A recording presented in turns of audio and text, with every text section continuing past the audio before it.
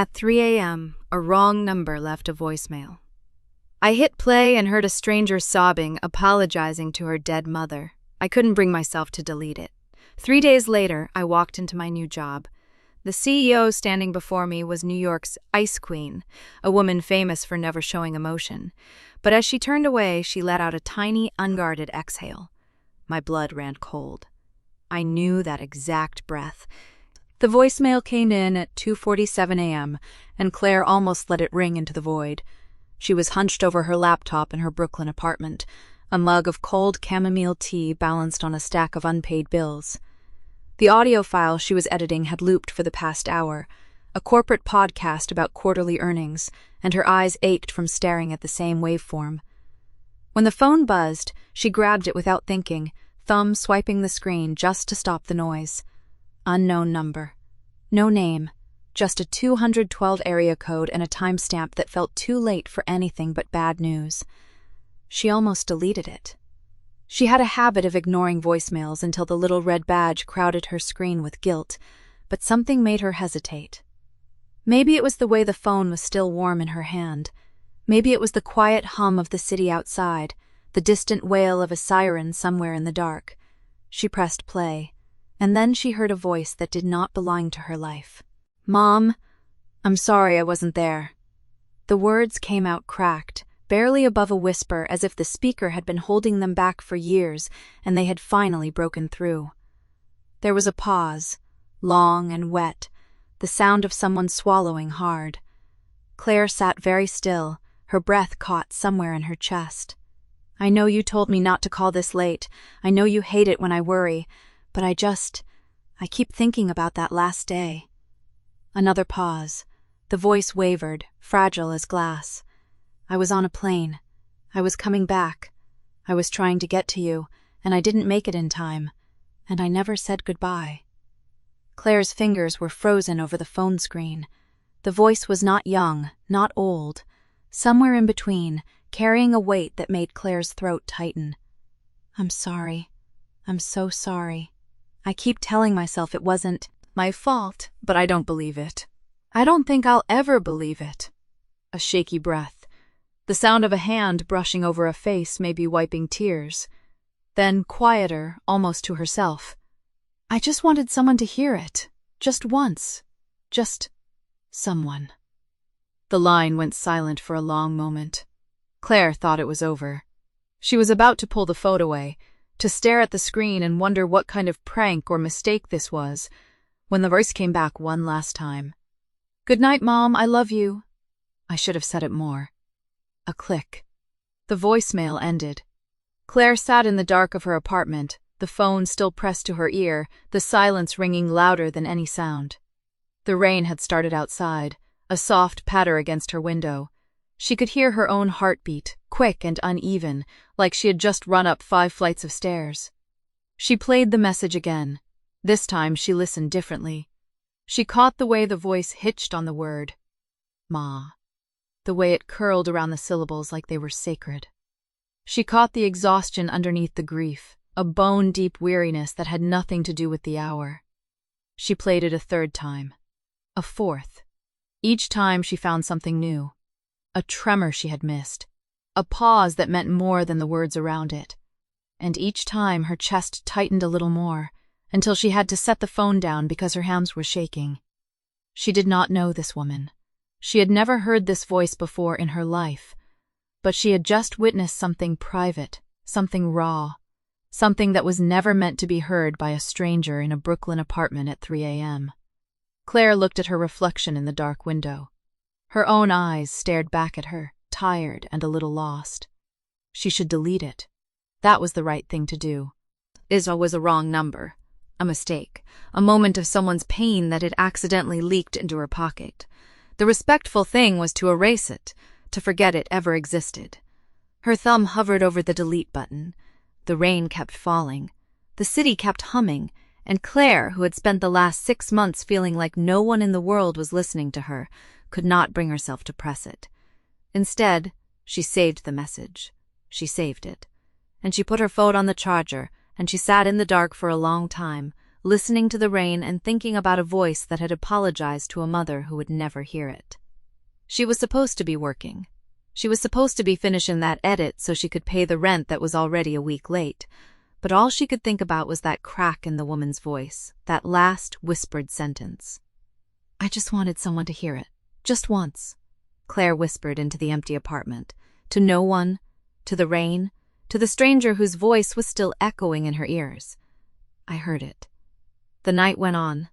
The message stayed saved, and somewhere in Manhattan, a woman in a penthouse apartment sat alone in the dark, her phone in her hands, wondering if anyone in the world would ever understand the weight of what she had just said aloud. She didn't know it yet, but someone in Brooklyn had just started listening. Claire did not sleep well that night.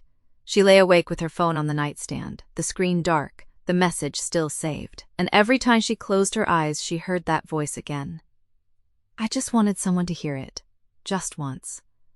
By 6 a.m, she gave up on rest entirely and made coffee in the dark, watching the Brooklyn skyline turn gray through the window. She told herself she was not going to investigate. She told herself that respecting the stranger's privacy meant never listening to the message again. Then she opened her laptop and typed the phone number into a search engine with her jaws set, like she was doing something slightly illegal, which she knew she was not, but which felt that way anyway. The search returned a corporate directory entry. Claire blinked at the screen, then blinked again. The number belonged to Ashford Media, and the direct line was listed under one name only: Vivian Ashford, CEO. Claire sat back in her chair so fast she nearly knocked over her tea. The ice queen of New York media. The woman who never smiled, never softened, never cried on camera, never cried anywhere, according to every profile ever written about her. She looked at the name on the screen and then at the message still sitting in her voicemail inbox.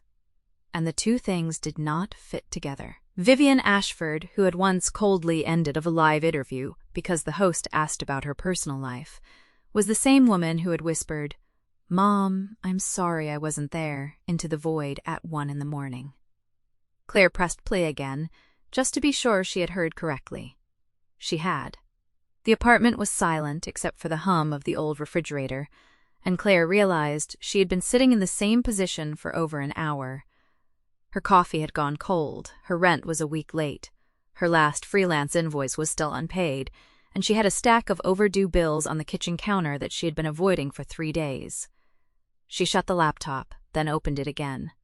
She could not let the message go. That afternoon, she walked to the corner bodega for groceries and found herself standing in the cereal aisle, staring at nothing, replaying the message in her head on a loop. She bought a box of granola and a bag of coffee and walked home in the gray drizzle. And the whole time she was thinking about a penthouse apartment somewhere in Manhattan where a woman who ran half the media in the city probably never ate cereal at all. Marcus was on the couch when she got back, feet up, scrolling through his phone. He glanced at her over his shoulder. "You look like you've seen a ghost." Claire dropped the grocery bag on the counter. "I think I might have, actually." He waited for an explanation, but she just shook her head and disappeared into her room. She spent the rest of the day on her laptop. She read every article about Vivian Ashford that she could find. The early profiles painted a picture of a ruthless negotiator who had inherited her father's company at 30 and doubled its value in 5 years. The later ones were more hostile. They called her bloodless, referred to her as the Ice Queen in headlines, quoted unnamed employees describing a woman who never once asked about anyone's weekend. But there was one thing none of the articles mentioned, and Claire had it saved on her phone: the crack in that voice, the apology, the sound of a woman who was not bloodless at all. She pressed play one more time, and then she pressed stop. And she sat very still in her small apartment in Brooklyn, feeling the weight of someone else's secret sitting in her palm like a warm stone. She needed to finish the audio edit that was due the next morning. She had been avoiding it for days because the client was demanding and the pay was terrible, and now she had spent the whole afternoon on a stranger's voice instead. She pulled up the project file and tried to focus, but the waveform on her screen kept blurring into the shape of that message, and she kept thinking about war. Taking it meant to be so powerful and still so alone. By midnight, she had not finished the edit. She had listened to the voicemail 9 more times, and she had started to notice details she had missed the first time. The way the woman's breath hitched before she said "Mom," as if she had practiced the word and still was not ready for it. The long pause after "I'm sorry," where she almost hung up, and the tiny sound she made instead. The way she ended the message, not with goodbye, but with "Thank you for listening. Thank you," to a dead woman's voicemail box. Claire wondered who Vivian Ashford talked to when no one else was around, and why the answer was her dead mother. She closed the laptop at 2 a.m. and lay down on the floor of her tiny room, staring at the ceiling, her phone on her chest, the message still saved. She was not going to call the number.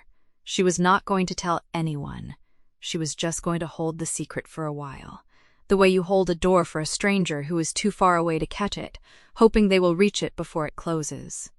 Somewhere in Manhattan, Vivian Ashford was also awake, sitting in her penthouse in the dark, her own phone in her hands, staring at the same number she had dialed by mistake.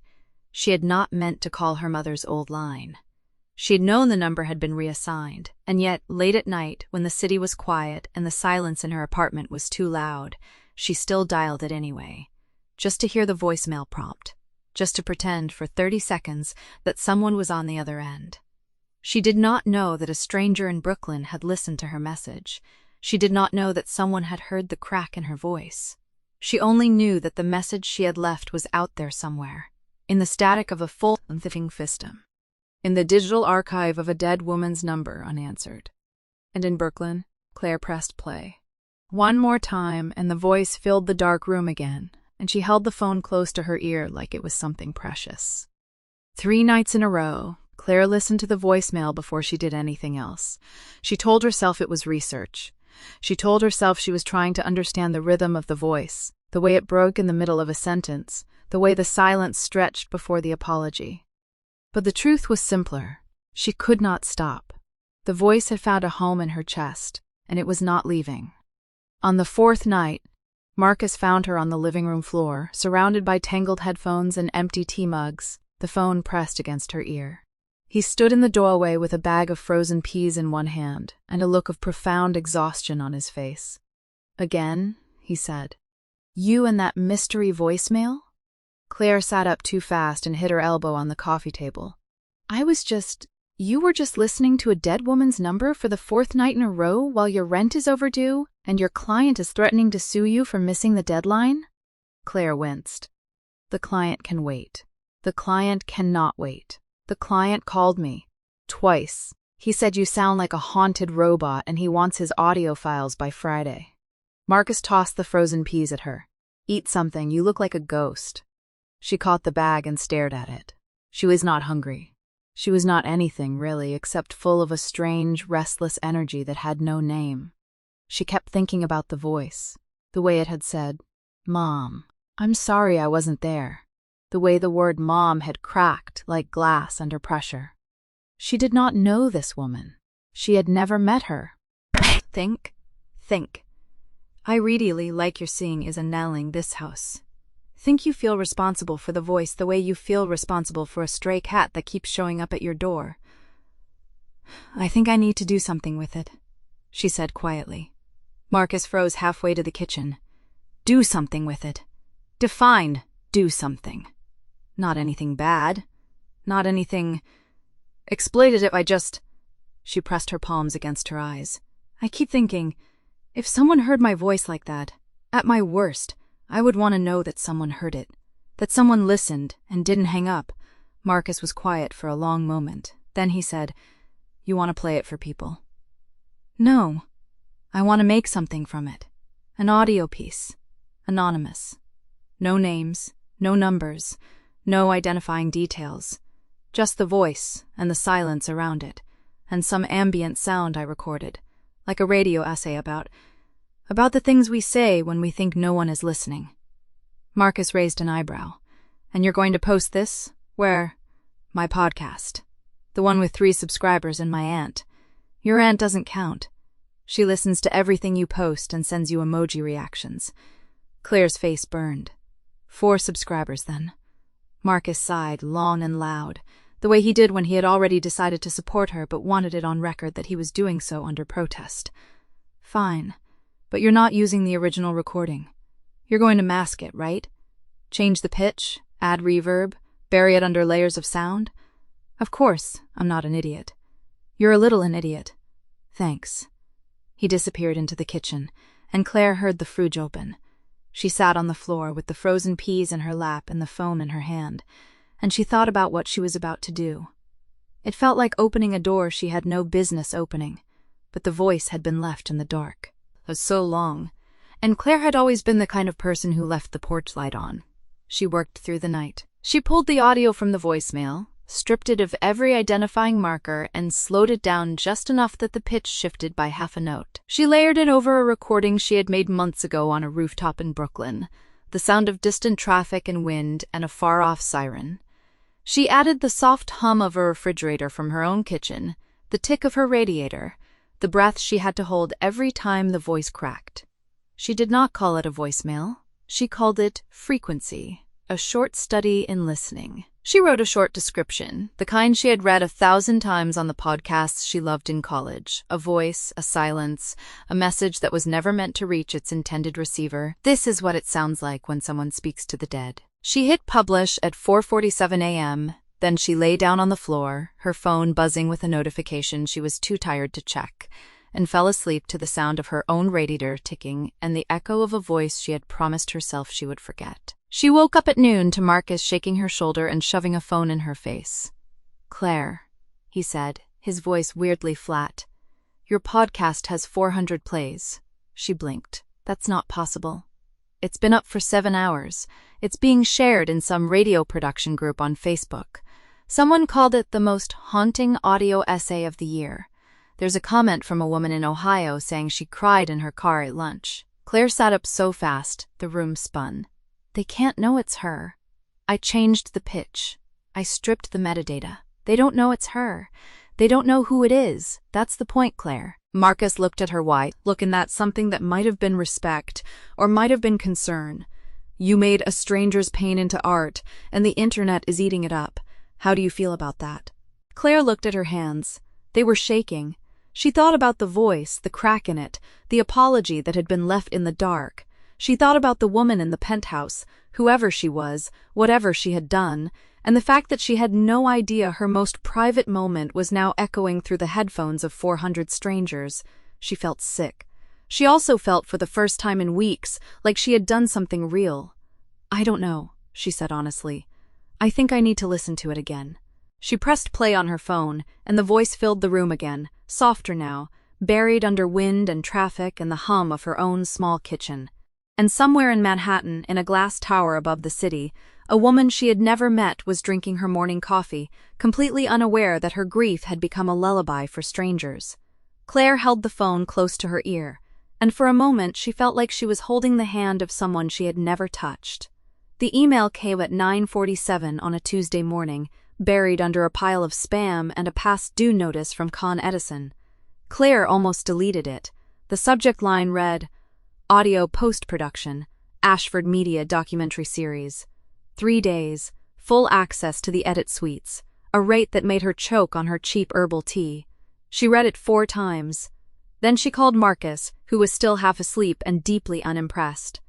"You're telling me," he said slowly, "that the same woman whose voicemail you've been hoarding like a guilty secret just hired you to work in her building?" "It's not her building. It's her company's building. And I didn't hire think some producer named Derek did." "Right. And you're going to walk in there, sit 3 floors away from her, and not spontaneously combust?" Claire hung up on him. But he wasn't wrong. She spent the night before her first day pacing her tiny apartment rehearsing scenarios. In none of them did she run into Vivian Ashford. In none of them did she have to look the Ice Queen in the eye while knowing the sound of her crying. The Ashford Media Tower rose above Midtown like a monument to efficiency. Glass and steel, no wasted space, every surface polished to a mirror shine. Claire stepped through the revolving doors and immediately felt like a smudge on a clean window. Her thrift store cardigan, her second-hand laptop bag, the faint smell of her landlord's curry from the hallway that morning, none of it belonged here. Derek met her at the security desk. He was a wiry man in his 40s with glasses pushed up on his head and the tired patience of someone who had explained the same thing 1,000 times. "You're the audio person? Great, the dock's a mess. We shot everything in the field, and the sound is garbage. Wind, traffic, someone's phone going off during a funeral scene. You'll be cleaning up chaos. Claire nodded, gripping the strap of her bag. I'm good at chaos. Derek led her through the lobby, past a wall of monitors playing Ashford's own channels, past a coffee bars that looked like a spaceship, past employees who walked with the brisk certainty of people who had somewhere important to be. She tried not to think about the penthouse at the top of this building. She tried not to think about the woman who lived there, drinking her morning coffee, unaware. The edit suites were on the 14th floor. Derek showed her to a small room with a mixing console, a pair of SML speakers that probably cost more than her rent, and a window that looked out over the city. Starts at 9 tomorrow. You'll have a badge. Don't lose it. He left her alone with a stack of hard drives and a manual thicker than her arm. Claire sat down in the ergonomic chair, which immediately adjusted itself with a sound like a satisfied cat, and let out a long breath. She had 3 days. 3 days to do the job, collect the pay, and get out without anyone asking questions about a mysterious, anonymous podcast that had been making the rounds in production circles. She could do this. She just had to keep her head down. And then, because the universe had a sick sense of humor, the door opened. Vivienne Ashford walked in. Claire recognized her immediately. Everyone recognized her. She was taller than she looked on screen, with dark hair pulled back in a severe knot and a charcoal suit that fit like armor. She was holding a tablet and frowning at it, and she didn't look up for a full 3 seconds. 3 seconds during which Claire's heart tried to crawl out of her throat. "Oh," Vivienne said, finally registering that the room was occupied. Her voice was exactly like the voicemail. Same low register, same careful control. But the control was harder now, colder. "You're the new audio contractor." Claire Bennett. She stood up, because sitting felt like a sign of weakness. "I'm here for the documentary project." Vivienne's gaze swept over her. The cardigan, the bag, the faintly frazzled hair, and filed her away under temporary and irrelevant. That was all. No recognition, no curiosity, not even hostility. Just the efficient dismissal of a woman who had too much to do to notice the people who cleaned up her chaos. "Right, Derek's project. He'll brief you." She turned to look at him, and Claire should have let her. She should have kept her mouth shut and her eyes down and her secrets safe. But she heard it. Just before Vivienne stepped through the door, she exhaled. A tiny, unguarded sound. A crack in the armor. It was the same breath Claire had heard in the voicemail, the one that came right before the apology, the one that meant something was hurting underneath. "Ms. Ashford?" The words were out before Claire could stop them. Vivienne paused, turned.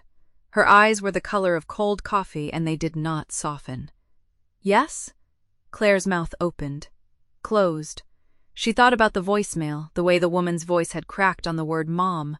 She thought about 400 strangers listening to it in their cars and kitchens. She thought about how this woman in front of her had no idea that her grief was already out in the world, loose and wild, with no leash. The documentary. It's about grief, right? The funeral scene Derek mentioned." Vivienne's expression didn't change. "It's about how people say goodbye." "Why?" Claire swallowed. "I just wanted you to know. I'll take care of the audio. I'll treat it like it matters." Something flickered in Vivienne's eyes. Not recognition. Something older, more careful. Like a door that had been locked so long it had forgotten how to open. "Good," she said. And then she was on. Claire stood in the empty room, her pulse loud in her ears, and realized she was gripping the edge of the console so hard her knuckles had gone white. She let go, took a breath, sat down in the chair, which readjusted itself with its satisfied cat sound, and put her headphones on. Somewhere above her, in a glass tower, the woman who had left a voicemail for the wrong number was standing at her office window, looking out over the city. Claire couldn't see her, but she could feel her. The way you feel a storm before it breaks, pressure building, air tightening, the whole world holding its breath. She pressed play on the first drive, and the sound of a funeral filled her headphones. She had 3 days. She was going to make it count. The second day at Ashford Media was quieter than the first, which Claire decided she was grateful for. She had spent the morning in the basement edit bay, syncing audio from 23 hours of raw documentary footage, and the monotony had become a kind of comfort. The funeral drive was done. She had moved on to the interviews, the ones where people talked about their fathers, their sisters, their best friends. Everyone said the same thing in different ways. I wish I had said more. I wish I had been there. I wish I had picked up the phone. She was halfway through a particularly long take, a man in his 60s talking about his wife of 40 years, when the silence in her headphones shifted. Not the silence of the room, the silence of something being watched. She looked up, and through the narrow glass panel in the edit bay door, she saw a figure pass in the hallway, tall, blonde, moving with the kind of purpose that made the air around her feel pressurized. Vivian Ashford did not walk so much as she parted the atmosphere. Claire held her breath and waited for the footsteps to fade. They did, eventually, but not before she caught a glimpse of Vivian's face through the glass, and what she saw made her pause. It was not the Ice Queen expression from the elevator. It was something else, something unguarded. Vivian Ashford's jaw was tight, her eyes fixed on the phone in her hand, and she was walking toward the small meeting room at the end of the hall. Win won the frosted glass that no one ever used. Claire told herself to look away. She did not look away. She watched Vivian disappear into the meeting room and close the door behind her. The frosted glass turned her into a silhouette, a blurred shape against the fluorescent light. Claire waited. She told herself she was just taking a break, just stretching her legs, just getting a glass of water. She got up. She walked to the water cooler, which was conveniently positioned exactly 6 feet from the meeting room door. She was not eavesdropping. She was hydrating. The door was not completely closed. A sliver of gap no wider than a finger let a thin ribbon of sound escape into the hallway. Claire heard a voice, Vivian's voice, but not the voice from the elevator. This voice was smaller, quieter. It had the quality of something that had been folded too many times and was trying to unfold. I know it's you, Vivian said. A pause. I don't know who you are, but I know it's you. Claire's blood went cold. There was a sound, something electronic, a phone being set down on a table. And then, incredibly, impossibly, Claire heard it. Her own voice. Not her speaking voice, but her editing voice, the careful cuts and fades she had spent 3 nights perfecting. The anonymous podcast, the segment she had uploaded with shaking hands and a fake username, the one she had told herself was harmless, was anonymous, was safe. Vivienne was playing it. In the meeting room, on her phone, Claire pressed her back against the wall beside the water cooler, her heart slamming against her ribs. Through the gap in the door, she listened to her own work. The soft hiss of the original voicemail, the way she had layered it under a bed of low, ambient noise, like a memory being played unpleasant. Think water. And then Vivian's voice, the raw, unedited recording of the message she had left for her mother. Mom, I'm sorry I wasn't there. The words hung in the air of the hallway, in the fluorescent hum in Claire's chest. She heard Vivian exhale. It was not a sigh, it was a sound of something breaking, gently, deliberately, like a glass being set down too hard and cracking along a hairline. The recording continued. Claire had edited it to loop, to fade in and out like a heartbeat. She had thought it was tasteful. She had thought it was beautiful. Now, standing 6 feet away from the woman whose pain she had repackaged into ambient sound, she felt sick. She needed to delete it. Not the file on her laptop, the file on the platform, the one with 17,000 plays and a comment section full of strangers saying, "This made them feel less alone." That one. She needed to take it down. She needed to make it so it had never existed. Claire moved. She did not run, because running would draw attention. She walked, fast, back to the edit bay, and she sat down in front of her computer and she pulled up the platform dashboard. Her hands were shaking. Her username was a string of numbers and lowercase letters. She had never told anyone about it, not even Marcus. She hovered over the delete button. A confirmation box appeared. Are you sure you want to delete this track? This action cannot be undone. She clicked yes. The track disappeared. The play count vanished. The comments, the shares, the strangers who said they felt less alone, all of it, gone. She sat back in the chair and her breath came out in a rush she hadn't realized she'd been holding. The room was quiet again. The man in her headphones was still talking about his wife of 40 years, unaware that the world thing just shifted. She had deleted the evidence. She had erased the proof. She had made it so that the woman in the meeting room would never be able to trace the voice back to her. And yet, as she closed the laptop and stood up, she felt something worse than fear. She felt grief. Not for the track. She had made the right call and she knew it. But for the moment. The moment of being heard. The moment she had watched Vivian's silhouette through frosted glass, listening to her own voice, and had realized that the woman who never cried was crying, alone, in a room that no one ever used. Claire gathered her things. She walked out of the edit bay and down the hallway, past the water cooler, past the meeting room. The door was open now. The room was empty. She made it to the elevator lobby before she saw her. Vivian was standing by the elevator, her phone in her hand, her face perfectly composed, no trace of the cracked glass voice from the meeting room. She looked up as Claire approached, and for a moment, their eyes met. Claire's heart was a trapped bird. She opened her mouth to say something. She didn't know what. Maybe nothing. Maybe sorry. Maybe I wasn't there. I'm sorry I wasn't there. But nothing came out. Vivian looked at her, just looked. Not with the cold assessment from the elevator, not with the dismissive flick of someone categorizing a temporary worker. Something else. A flicker, brief and unreadable, like a door opening a crack and then being pulled shut again. The elevator dinged. Vivian stepped in. The doors closed. Claire stood in the lobby, alone, and realized she was holding her breath.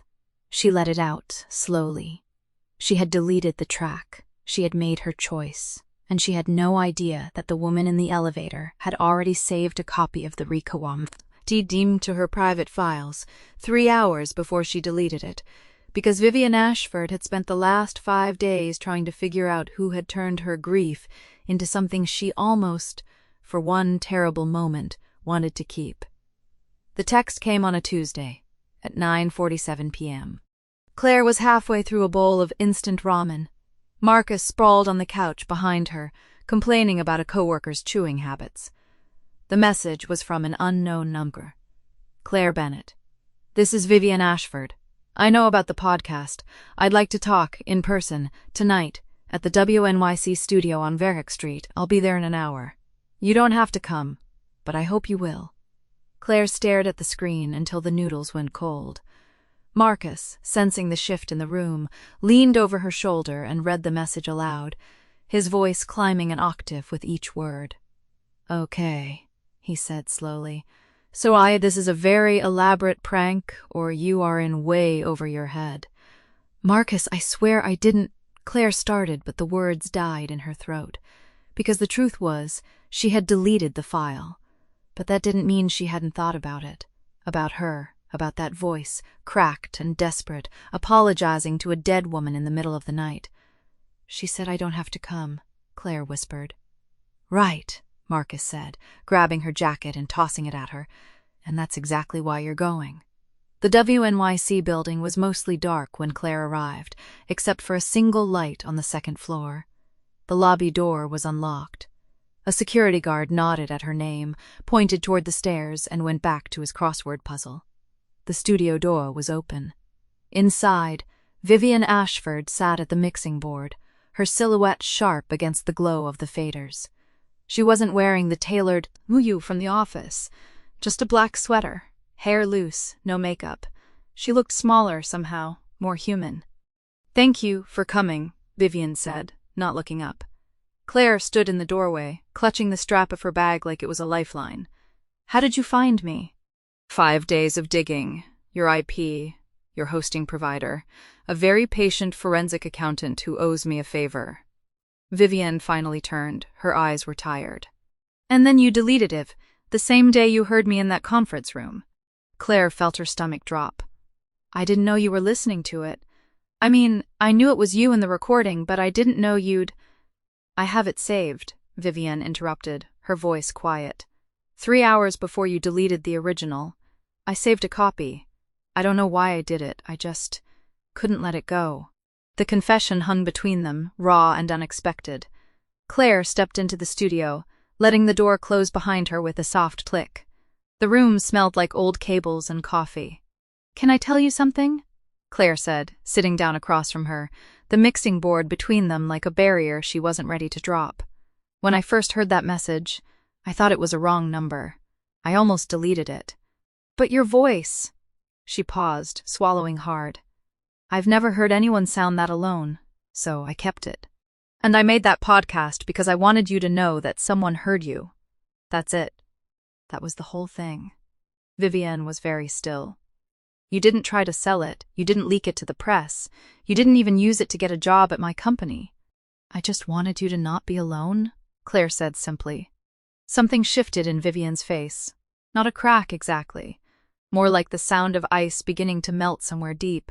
She reached across the mixing board, her fingers hovering over a fader, and then, very slowly, she pressed a button. Claire's own voice filled the studio. Not the podcast, but a raw recording. Her voice, from the night she'd edited the track, muttering to herself, "If I take out the breath here, it'll sound more... No, wait. That's too clean. She doesn't sound clean. She sounds like someone who's been holding it together for way too long. Leave the breath in. Leave it all in." Claire's face went hot. "You recorded me? While I was editing?" "I recorded everything that came through my mother's old voicemail inbox," Vivienne said, a ghost of something almost like humor in her voice, "including the 5 hours of you talking to yourself about sound levels and whether I sounded too clean." "Oh, God," Claire groaned, covering her face. "That's a violation of privacy." "It's a violation that made me feel less alone than I have in 3 years, Vivienne said, and then, quieter, "So I think we're even." Claire lowered her hands slowly. She looked at Vivienne, really looked at her. The CEO who never cried, sitting in a dark studio in a black sweater, admitting that a stranger's muttered audio notes had gotten her through the week. "Play it again," Claire said. "The voicemail. I want to hear it with you." Vivienne's hand hovered over the button. "It's not a nice recording." "I know. That's why I want to hear it with you." The studio filled with the sound of Vivienne's voice, cracked and desperate. But this time, Claire reached across the mixing board and let her hand rest on the edge of Vivienne's sleeve. A small, weightless touch. A question. Vivienne let her hand stay. They sat there for 2 hours, playing the message over and over. Then other things, old radio broadcasts, jazz records from the building, and archive, the ambient hum of the city through the studio window. They didn't talk about the podcast or the board meeting or the future. They just listened, together, to frequencies that made the silence feel less empty. When Claire finally stood to leave, Vivienne did too. At the door she paused. "Can I ask you something?" Vivienne said. "Anything. When you heard that message, the first time, what did you think of me?" Claire considered the question. "I thought," she said slowly, "that you were someone who'd been holding something heavy for a very long time, and that you'd never let anyone help you carry it." Vivienne's breath caught. Then, very softly, she said, "You were right." Claire smiled and stepped out into the night. The door closed behind her, leaving Vivienne alone in the glow of the mixing board. But this time, for the first time in years, she didn't feel alone. She clutched her phone, the screen displaying the unsent message. She typed and deleted, only to leave those 5 words, "I'll be there," hanging in the text box. Unsent. She didn't want to admit that half of that "I'll be there" was meant for Vivienne, and the other half for herself. Because from the moment she had hit the delete key, she had already been waiting for this night. The warmth from the radio station lasted exactly 6 days. On the 7th, Vivienne Ashford disappeared back into her castle of glass and steel, and the drawbridge went up without a sound. Claire noticed first in the small things. A text that used to get a reply within the hour now sat unanswered for 2 days. A call that once rang through to a human voice now bowed straight to voicemail. That crisp, professional recording Claire had heard 100 times. A voice that sounded nothing like the woman who had whispered, You were right in the dark. She told herself it was fine. People got busy, CEOs had empires to run. But Marcus, sprawled on the couch with a bag of pretzels, saw right through her. "So you're just gonna pretend that night didn't happen?" he asked, not looking up from his phone. "I'm not pretending anything," Claire said, stirring her tea a little too hard. "She's busy. It's not a big deal." "Uh-huh. And that's why you've checked your phone 40 times since breakfast?" She didn't have a reply for that. The truth arrived on a Tuesday, in the form of a business headline Marcus thrust into her face with a low whistle. Ashford Media Board calling for emergency vote. CEO's leadership under fire after failed acquisition. Claire read the article twice, then a third time, the words blurring. She texted Vivian that afternoon. "Just a small thing. Saw the news. Hope you're okay." No response. She tried again the next day, and the day after that. Each message shorter than the last, each one a little more careful, until finally she stopped typing altogether. Because that was the thing about being heard. Once you knew what it felt like, the silence became unbearable. Claire gave it a week. Then, on a Thursday night when the rain turned Brooklyn into a smear of neon netted on and wet asphalt, she did the only thing that felt right. She made soup. Not fancy soup, just chicken and vegetables and too much black pepper, the way her grandmother used to make it. She poured it into a container, wrapped it in a dish towel, and took the subway into Manhattan without telling anyone. Vivian's building was a monolith of dark glass, its doorman polished and impassive. Claire didn't try to get upstairs. She didn't even try to call. She just left the container with the doorman, along with a note she'd written on the back of a receipt. "Didn't want you to think no one noticed. No need to reply. I was just passing by." She was 3 blocks away when her phone buzzed. Her heart did something stupid, a hopeful little skip that she hated herself for, but it was only Marcus. "Where the hell are you? It's raining." "Coming home," she typed back. And then, because she couldn't help it, "Did you know that I was just passing by is the longest way to say I was thinking about you?" Marcus's reply came instantly. "That's not a question. That's you admitting something." Again. She didn't answer. Up in her penthouse, Vivian stood at the window long after the doorman had delivered the container. She'd read the note 3 times. The soup was still warm, and the smell of chicken and black pepper filled her kitchen. A smell that didn't belong to this cold, perfect apartment. A smell that belonged to someone's home. She'd spent the last week building walls, not against Claire specifically, but against everyone, against the wreckage of her own making. The board was circling, Warren was sharpening his knives. And every time she thought about the radio station, about the way Claire had touched her sleeve like she was something fragile, something worth being careful with, Beale felt the walls crack, so she'd stopped answering. It was easier, cleaner. If she never let anyone in, no one could watch her fall. But now there was soup on her counter, and a note in her hand, and the words were so carefully, painfully unassuming that they made her throat tight. She heard Claire's footsteps on the sidewalk below. She didn't know how she knew it was her, but she did.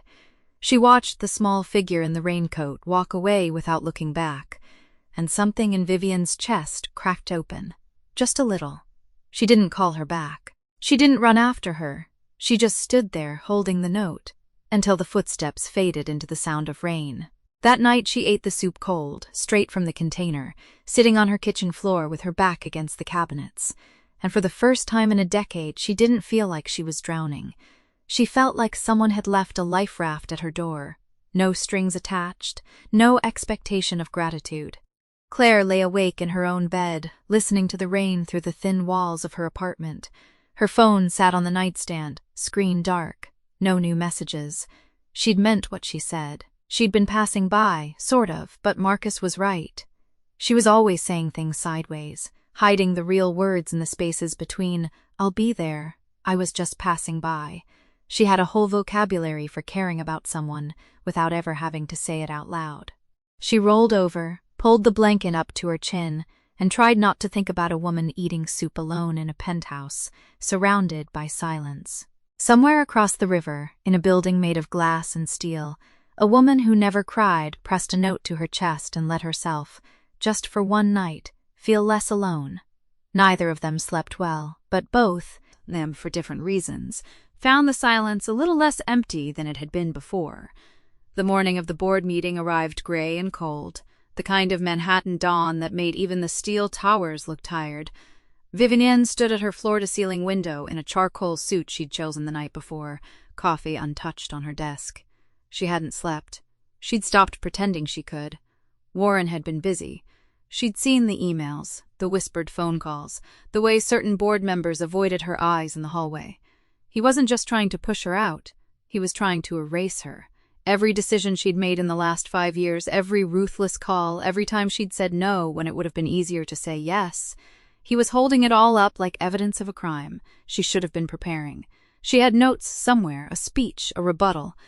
But all she could think about was the soup. The bowl was still in her kitchen, washed and drying on the rack. She'd eaten every drop, standing at the counter in the dark, the note folded in her pocket. She'd read it so many times the paper had gone soft at the creases. It wasn't signed. It wasn't even especially warm. But it was the first thing in months that hadn't asked anything of her. Her phone buzzed. Marcus. She almost ignored it, but something made her pick it up. "Are you alive?" His voice crackled through the speaker. "Barely," she said. "Listen, I don't know if this helps, but Claire doesn't know I'm calling. She'd kill me. But she made something for you. She said not to send it, but I've seen you spiral, and I'm not watching it happen again." She heard a soft click, then nothing. A file. He'd sent her an audio file. She should have hung up. She should have deleted it. She had 40 minutes before the meeting that would decide whether she kept the company her father had built. And the last thing she needed was another voice in her head. She pressed play anyway. Claire's voice came through the car speakers, soft and a little rough, like she'd been up late recording. The sound of a room at night, a refrigerator humming, a chair creaking, the distant rhythm of Brooklyn traffic through thin walls. "Hey, I don't know if you'll ever hear this. I don't even know if I want you to, but I've been thinking about what you said, about missing the last call, about not being there." Vivian's grip on the steering wheel tightened. "I don't know the whole story. You don't owe it to me. But I know what it's like to carry something you think you should have done differently, to replay it over and over until it's the only thing you can hear. And I want you to know something. You didn't miss anyone's last moment because you didn't care. You missed it because you were trying so hard to get there that you forgot you were allowed to be human." The car was silent except for Claire's breathing, the soft rustle of fabric as she shifted. "You didn't fail anyone, Vivian. You were just trying to get home. And that's not a failure. That's love. Messy and late and desperate, but love. And if you can hear this, I want you to know, someone heard you. Not the CEO, not the ice queen. Just you. And I'm not going anywhere." The recording ended. Vivian sat in the parking garage, the engine still running, her hands shaking against the wheel. The first sob came out like a wounded sound, raw and surprised, like her body didn't know what to do with it. She pressed her palm to her mouth, but it didn't help. It came again, and again, until she was crying the way she hadn't cried since she was second to. Thing presenting 16 years old, alone in a hospital hallway with a phone that had stopped ringing. She cried for her mother, for the missed flight, for the voicemail that had gone to the wrong number and found its way home anyway. She cried because she was tired, because she'd been strong for so long she'd forgotten what it felt like to simply be held. And somewhere deep in her chest, where she'd kept the cold locked up for years, something cracked open. She let it. For the first time in her life, Vivian Ashford stopped fighting the fall. She just fell. And in the falling, she found something she'd never expected. Not a bottom, but hands. A voice. A woman who had heard her at her worst and chosen to stay. She sat in the car until the tears stopped, her face wet, her suit wrinkled, her carefully constructed armor in pieces on the floor of a parking garage. Then she wiped her eyes, straightened her collar, and walked into the building. She was still shaking, but she was no longer alone. The boardroom was a frozen lake of tailored suits and guarded eyes. Vivian stood at the head of the table, her hands steady on the polished mahogany, her voice even as she laid out the numbers. Warren sat to her right, a faint smile playing at the corner of his mouth, waiting for her to slip. She didn't slip, but she did something far more dangerous. She stopped performing. "I've spent 15 years building this company into something I thought was invincible," she said, her voice dropping just slightly. "And I've spent those same 15 years making sure no one saw me sweat. That was a mistake." A murmur rippled through the room. Warren's smile faltered. I made a decision last month that cost us a major acquisition, she continued, her eyes scanning the faces around her. I made it alone, because I believed that was what leadership meant. I was wrong. I should have asked for help. I should have trusted the people in this room. She paused, and for a moment, the Ice Queen looked almost human. I'm not asking for your forgiveness. I'm asking for your trust, and I'm willing to earn it back, one transparent decision at a time. The vote went her way, not by a landslide, but by enough. Warren's expression curdled into something tight and controlled as he gathered his papers, and Vivian allowed herself a single, quiet exhale. She didn't celebrate. She didn't even stay for the handshakes. She slipped out the side door, her heels clicking against the marble floor as she made her way to the elevator, her phone already in her hand. She had one thing left to do. One thing she should have done years ago. Claire was in the middle of scrubbing a stubborn stain off her kitchen counter when the knock came. She froze, sponge in hand, heart suddenly loud in her ears. She wasn't expecting anyone. Marcus was at a gig. The only person who ever knocked like that. She opened the door. Vivian stood on the landing, still in her boardroom suit, her hair slightly undone, her eyes red-rimmed and raw. She looked nothing like the woman Claire had seen on magazine covers. She looked like someone who had been running for a very long time and had just decided to stop. You got the recording? Claire said softly. It wasn't a question. Vivian nodded. Marcus. He thought I should hear it. I'm sorry. I didn't mean for him to... Claire started, but Vivian shook her head, cutting her off. Don't apologize for being kind. Her voice cracked on the last word, and she looked away, pressing a hymn into her mouth. I've been so afraid of someone seeing me weak that I forgot what it felt. Ting to be seen at all. Claire stepped back, holding the door open. Come in, please. They ended up on the fire escape, sitting side by side on Claire's old folding chairs, the city humming below them. Claire had made tea, the cheap herbal kind she always kept, and Vivienne held the chipped mug like it was something precious. The silence stretched between them, not uncomfortable, but waiting. Claire didn't push. She just sat there, her knees pulled up, her breath steady, letting Vivienne find her own words. When Vivienne finally spoke, her voice was quiet, almost lost to the wind. The night my mother died, I was on a plane. I'd missed the last flight out because I was closing a deal. I told myself it was important. I told myself she'd understand. She swallowed. She left a voicemail on my phone. I didn't listen to it until 2 days later. By then, she was already gone. Claire's chest tightened. She didn't move, didn't interrupt. She just listened. I've played that message 1,000 times, Vivienne said, her voice breaking. I've memorized every pause, every breath. She told me she was proud of me. She told me not to rush home, that she'd be fine. A tear slipped down her cheek. And I wasn't there. I wasn't there when she took her last breath. Claire set her mug down slowly. She reached out, her hand hovering for a moment, before she placed it gently on Vivienne's knee, not grabbing, just present.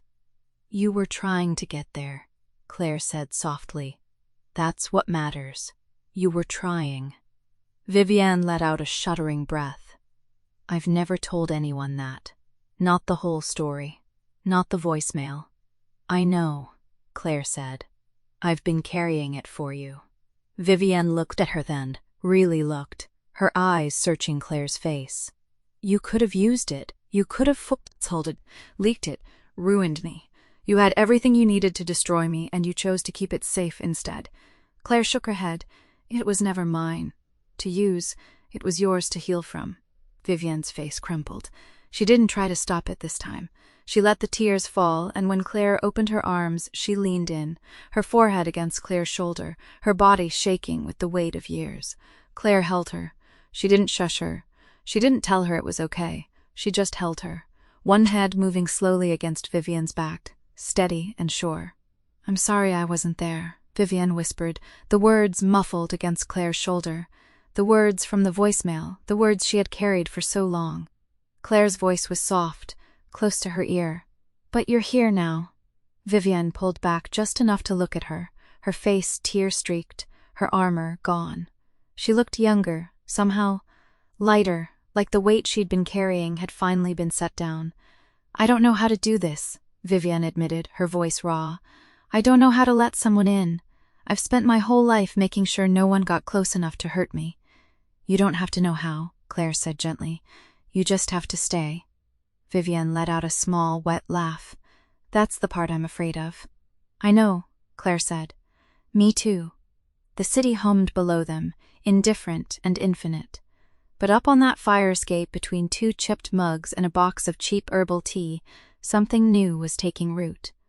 Not a grand gesture, not a perfect ending, just 2 women learning to stay. And that, Claire thought, was enough to start.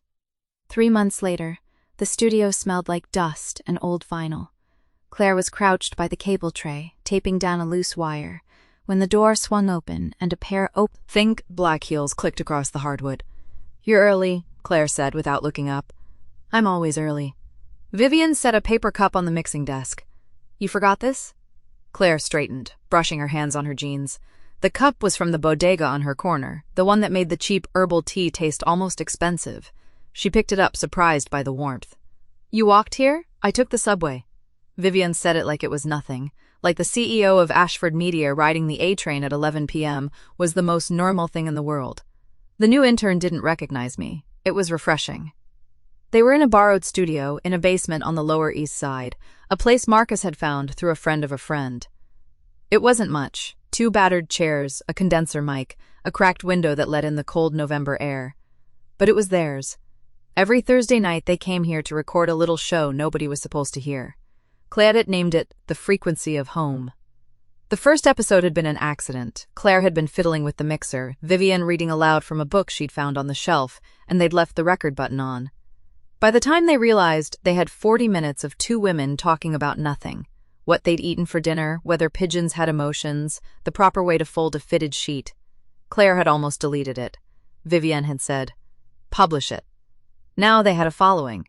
Not a big one. A few hundred people who downloaded the episodes on their commutes, who wrote emails saying the show made them feel less alone. Nothing about who they were, just 2 voices in the dark, keeping each other company. Tonight was different, though. Tonight, Vivienne had brought a letter. She pulled it from her coat pocket now, a cream envelope, with a single line of ink on the front. For Mom.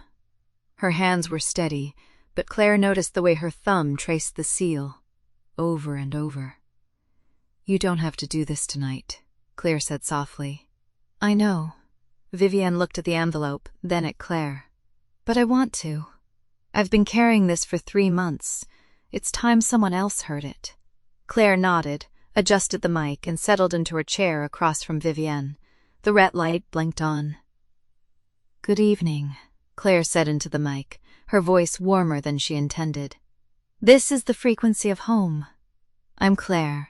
Some nights I'm joined by my friend Vivienne. Tonight she has something to read to you. Vivienne unfolded the letter. Her hands trembled slightly, but her voice didn't waver as she began to read. Dear Mom, I wrote this letter 100 times in my head.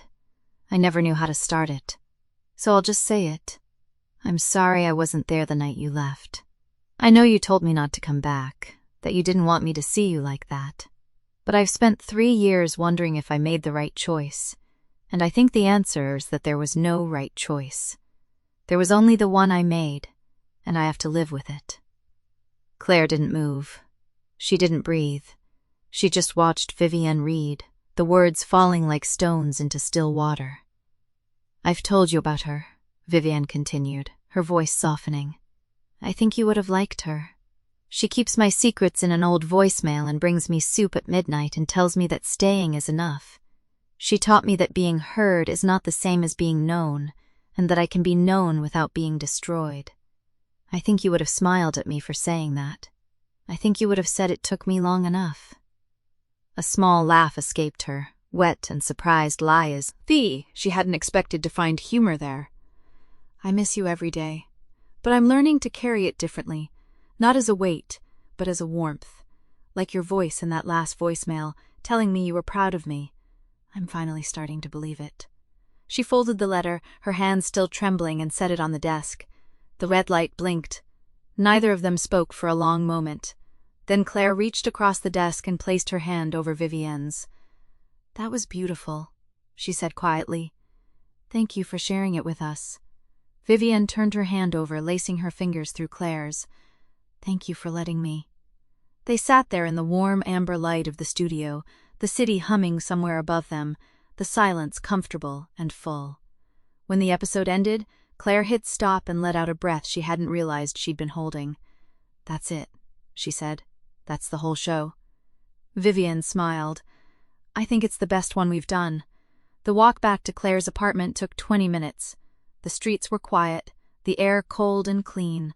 Vivienne walked close enough that their shoulders brushed every few steps, and neither of them moved away. They made tea in Claire's tiny kitchen, the kettle whistling the same song it always did. The box of cheap herbal tea sat on the counter, half empty. Vivienne reached for it, and Claire watched her scoop a heaping spoonful into her mug, the way she always did, the way she'd never admit she liked. And then Claire saw it. On the counter, next to the tea box, was the last brownie, the one from the bakery on Atlantic Avenue, the one Vivienne had been eyeing all night. Vivienne looked at it, then at Claire, then back at it. "Go ahead," Claire said, smiling into her mug. Vivienne frowned, her Ice Queen armor flickering for a half a second. "I wasn't going to—" Vivienne. The armor cracked completely. A small, almost shy smile took its place. She picked up the brownie and took a bite, closing her eyes like it was the first good thing she'd eaten in years. Claire leaned against the counter, watching her, and in the quiet of that tiny kitchen, between the steam of 2 cheap tea mugs and the crumble of a stolen brownie, something settled into place. Not a grand ending, not a perfect story, just 2 women choosing to stay. And that, Claire thought, was everything. That's where this story pauses. Wherever you are right now, maybe commuting on a train or just sitting in your room late at night, thanks for sharing this time with me. Drop your city or country in the comments below. I'd love to know where you're listening from. See you in the next one.